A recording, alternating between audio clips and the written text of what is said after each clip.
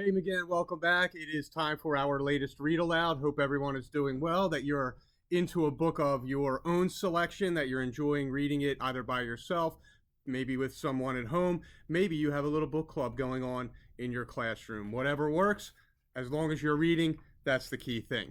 I'm going to read you a story today, a favorite of mine. It's a little bit older, but it's a terrific book. I think it'll make you smile. Connects with us here as the McGinn Dragons. This is There's No Such Thing as a Dragon. And we all know, being here, that Flame is the real deal. So just enjoy this fiction story.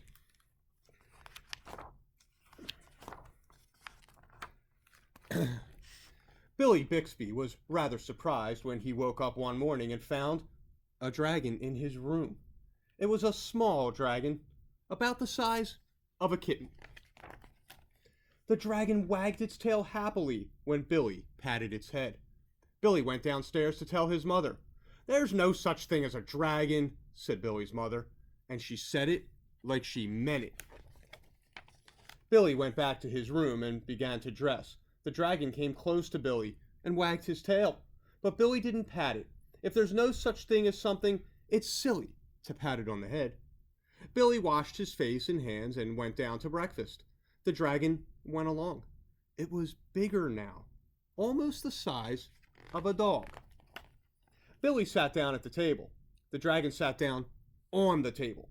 This sort of thing was not usually permitted, but there wasn't much Billy's mother could do about it. She had already said there was no such thing as a dragon, and if there's no such thing, you can't very well tell it to get down off the table. Mom made some pancakes for Billy, but the dragon ate them all. Mom made some more, but the dragon ate those too. Mom kept making pancakes until she ran out of batter. Billy only got one of them, but he said that's all he really wanted anyway. Billy went upstairs to brush his teeth. Mom started clearing the table. The dragon, who was nearly as big as Mom by this time, made himself comfortable on the hall rug and went to sleep. By the time Billy came back downstairs, the dragon had grown so much he filled the hall. Billy had to go around by way of the living room to get to where his mom was.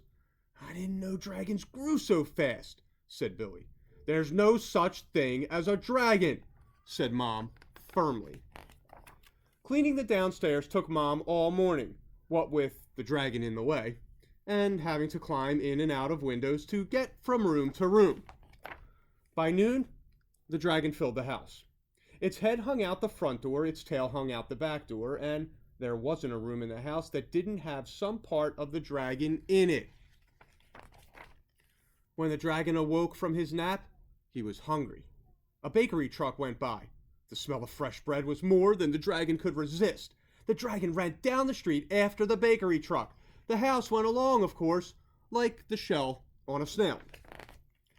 The mailman was just coming up the path with some mail for the Bixbys when their house rushed past him and headed down the street.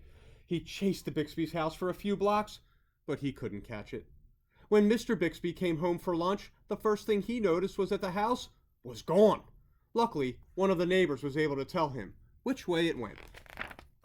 Mr. Bixby got into his car and went looking for the house. He studied all the houses as he drove along. Finally, he saw one that looked familiar. Billy and Mrs. Bixby were waving from an upstairs window. Mr. Bixby climbed over the dragon's head onto the porch roof and through the upstairs window. "How did this happen?" Mr. Bixby asked. "It was the dragon," said Billy.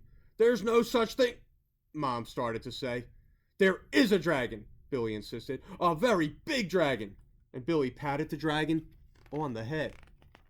The dragon wagged its tail happily. Then, even faster than it had grown, the dragon started getting smaller. Soon, it was kitten size again. "I don't mind dragons this size," said Mom. "Why did it have to grow so big?" "I'm not sure," said Billy, "but I think it just wanted to be noticed." So boys and girls, I hope you enjoyed that fun little story. There's no such thing as a dragon. I'll be back to wrap up our week of read-alouds tomorrow. You have a great night, McGinn. See you soon.